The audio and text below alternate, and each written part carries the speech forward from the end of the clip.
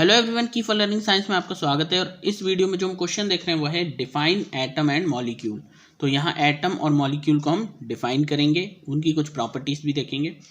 First है atoms. Atoms are the basic building blocks of matter. Atoms जो हैं वो किसी मैटर के बेसिक बिल्डिंग ब्लॉक्स हैं। मतलब कोई भी मैटर जो बना है तो वो किसके कारण बना है? एटम्स के कारण। एटम्स के मिलने के कारण ही कोई मैटर अस्तित्व में आया है। ठीक है, तो जैसे हम बात करें मैटर कौन कौन से, हमने पढ़ा है बेसिक जो मैटर है वो है सॉलिड, लिक्विड और गैस।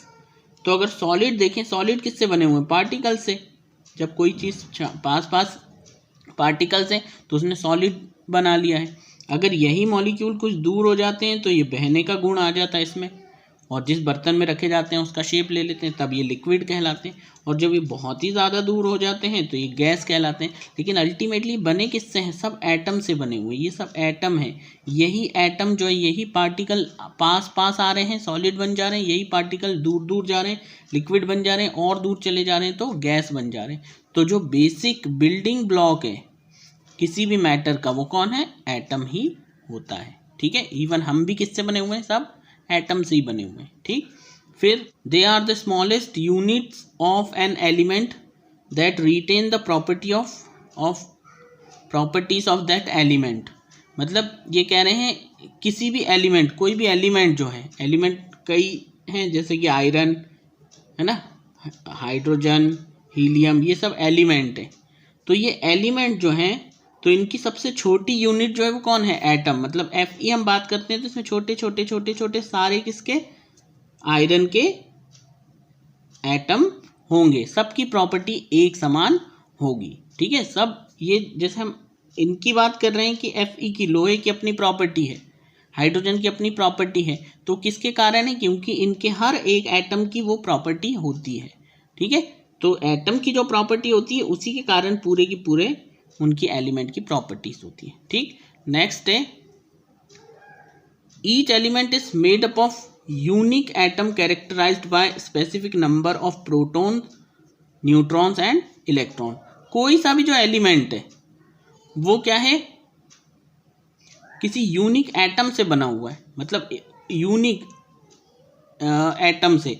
जैसे अगर हम बात करें हाइड्रोजन, तो हाइड्रोजन में क्या है? एक ऐसा एटम जिसके अंदर न्यूक्लियस के अंदर एक प्रोटॉन है, ठीक है, और इसके बाहर इलेक्ट्रॉन है एक, ठीक है, और न्यूट्रॉन डिफर कर सकता है। तो हाइड्रोजन के सभी एटम में क्या है? एक प्रोटॉन पाया जाएगा, एक इलेक्ट्रॉन पाया जाएगा।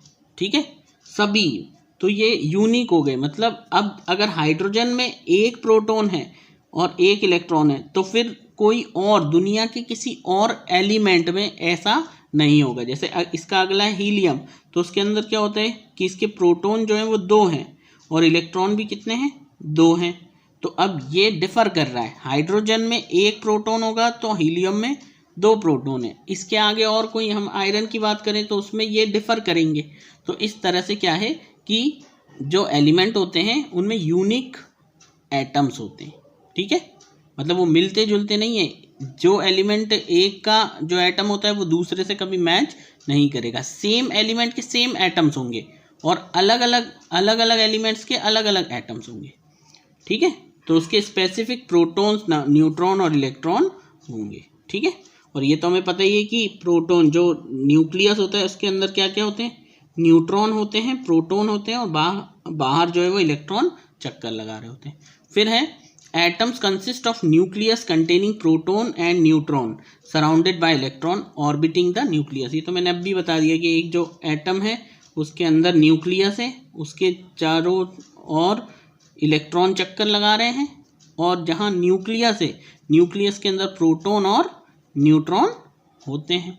तो ये प्रोटॉन और न्यूट्रॉन कंटेन करता है और इलेक्ट्रॉन इसके चारों तरफ चक्कर लगा रहे हैं, ऑर्बिट कर रहे हैं। ठीक है, तो न्यूक्लियस में प्रोटॉन और न्यूट्रॉन 2 चीज़ें हैं, और इलेक्ट्रॉन जो वो सराउंडेड, इसके सराउंडेड ऑर्बिटिंग कर रहा है, गोल गोल घूम रहा है। फिर एग्जाम्पल अगर हम बात करें तो एटम, हाइड्रोजन का एटम हो सकता है, ऑक्सीजन का एटम, कार्बन का एटम, सब जितने भी एलिमेंट्स हैं सबके अपने अपने एटम्स हैं। ठीक है, अब बात आती है मॉलिक्यूल की। मॉलिक्यूल्स क्या है? Molecules are formed when two और more atoms chemically bond together.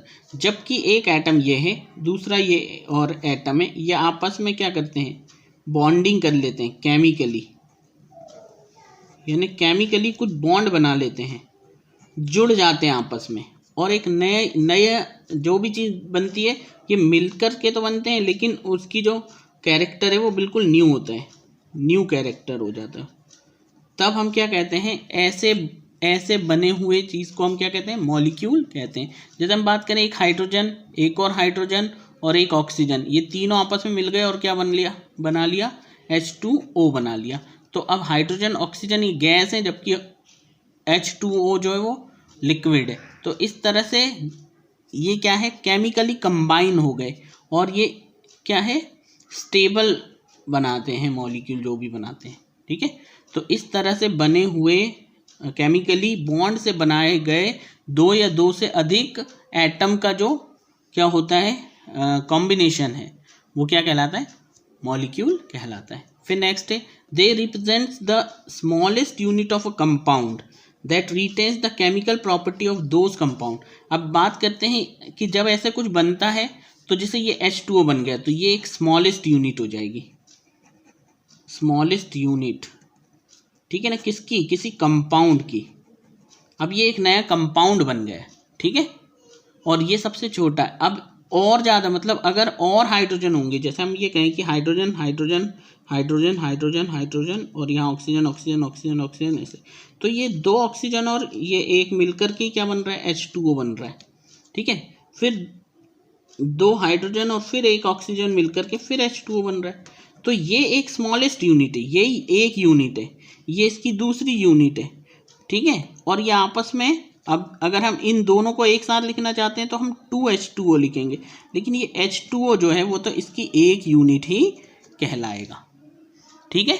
चलिए उसके बाद हम बात करें, molecules can be composed of atoms of the same element और डिफरेंट एलिमेंट्स, ठीक है। ये कह रहे हैं जो मॉलिक्यूल बनते हैं तो वो सेम एटम या तो सेम एलिमेंट के बन जाएंगे या फिर डिफरेंट एलिमेंट्स के बनेंगे। जैसे इसमें एग्जांपल है ऑक्सीजन, अगर ऑक्सीजन और ऑक्सीजन मिल जाए तो क्या बनाएगा? O2 बना लेगा। ये क्या है? दोनों ऑक्सीजन से मिलकर के O2 बना है, सेम एलिमेंट यूज। जबकि अगर हम यहाँ बात करें H+H+ यानी H2+O ऐसे लिखें हम, तो हाइड्रोजन और ऑक्सीजन ने मिलकर 2H2 और ये होता है O2, जब मिलते हैं तो क्या बना लेते हैं? 2H2O बना लेते हैं, यानी कि हाइड्रोजन और ऑक्सीजन मिलकर के वाटर का मॉलिक्यूल बनाते हैं। अब यहाँ पर क्या हो रहा है? यहाँ डिफरेंट एलिमेंट्स हैं, हाइड्रोजन अलग है, ऑक्सीजन अलग है, और यहाँ पर उन्होंने कोई कंपाउंड H2O बनाया है, ठीक है। तो सेम एलिमेंट मिलकर के कोई क्या बना सकते हैं?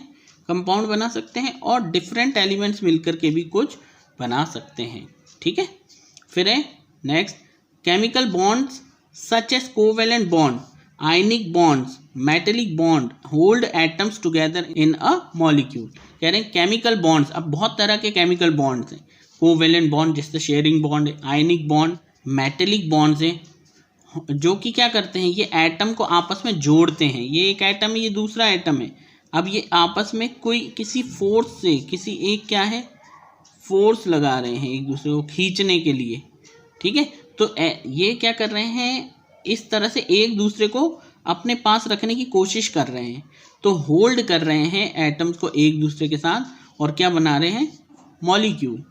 तो मॉलिक्यूल जब भी बनेगा इनके बीच में क्या होगा? कोई ना कोई एक बॉन्ड जरूर होगा, किसी भी तरह का बॉन्ड हो, चाहे वो कोवेलेंट हो या आयनिक बॉन्ड से बने हो, मेटेलिक बॉन्ड से बने हो, हाइड्रोजन बॉन्ड से बने हो, पर बॉन्ड जरूर होगा।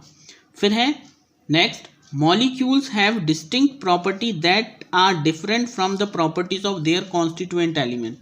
ये कह रहे हैं कि जो मॉलिक्यूल बनते हैं वो ना जिनसे बने हुए हैं उनकी प्रॉपर्टी से डिफर कर जाते हैं, उनकी प्रॉपर्टी अलग हो जाती है। जैसे मैंने यहाँ भी बताया था कि जब हाइड्रोजन और ऑक्सीजन मिला, हाइड्रोजन गैस है, ऑक्सीजन गैस है, और ये आपस में मिलकर के H2O बना लिया, तो अब इसकी प्रॉपर्टी, हाइड्रोजन की प्रॉपर्टी अलग है, ऑक्सीजन की प्रॉपर्टी अलग है, और H2O की प्रॉपर्टी अलग है। तो कह रहे हैं कि जो इनके कॉन्स्टिट्यूएंट एलिमेंट है, कॉन्स्टिट्यूएंट एटम्स हैं ये और ये, इनसे मिलकर के बना ये है, पर इन दोनों की प्रॉपर्टी इससे मैच नहीं करती, पूरी तरह से अलग है। ये क्या है, लिक्विड बन गया, ठीक है। ये क्या थे, गैस थे, ये क्या थी, गैस थी। आया समझ? तो इनकी प्रॉपर्टी भी अलग थी। हम ऑक्सीजन H2O में रह करके सांस थोड़ी ले सकते हैं, लेकिन ऑक्सीजन, अकेले ऑक्सीजन को तो हम सांस लेते हैं, जिंदा रहते हैं इसके कारण, ठीक है। जैसे H2O अगर इसको जलाएंगे तो फट से जल जाएगा, पर क्या पानी जलता है, नहीं जलता है। तो यानी बन तो ये इन्हीं से रहे हैं, लेकिन इसकी जो प्रॉपर्टी है वो इनसे बिल्कुल अलग हो जाती है, ठीक है। उसके बाद लास्ट है, अगर एग्जाम्पल की बात करें तो एग्जाम्पल ये कह रहे हैं वाटर एक मॉलिक्यूल है, CH4 methane, CO2 carbon dioxide, ये सब क्या है, मॉलिक्यूल्स होते हैं। तो ये तो हम देख ही चुके हैं कि ये मॉलिक्यूल हैं। तो होपफुली आपको ये समझ आया होगा। Thank you very much for watching.